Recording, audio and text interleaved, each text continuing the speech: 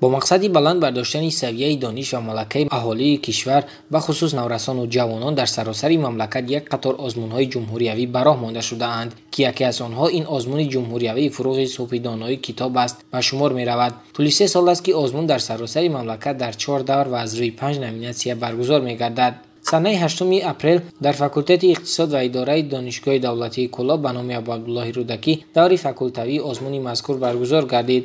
در آزمون رسول الله لطفیه دکان فاکولته، حکیمов عبدالرزاق مدیر کافدره اقتصادیات کارخانه‌ها و صاحبکاری، نوروز ناصری مدیر کافدره منیجمنت و مارکتینگ، میرزایف طاهر جانشین دکان عاید به تعلیم، رحیم‌آقا قربانبی متخصص ریاست علم و اینواسیون و هیئت دانشجویان اشتراک نمودند. در آزمون زیاده از 10 نفر دانشجو از روی 3 نامیناسیون ادبیات کلاسیکی تاجیک، ادبیات معاصر تاجیک و ایجاد نظم و نثر شرکت نموده 8 نفرشان به دور دانشگاهی آزمون راه یافتند. باید قید کرد که آزمون مذکور با مقصدی بلند برداشتن ذوق کتابخوانی، تقویت نیروی ذهنی، دریافت چهره‌های نوی سخنور و سخندان و ارج گذاشتن به ارزش‌های ملی و فرهنگی بین تمام طبقه‌های اهالی کشور دایر می‌گردد.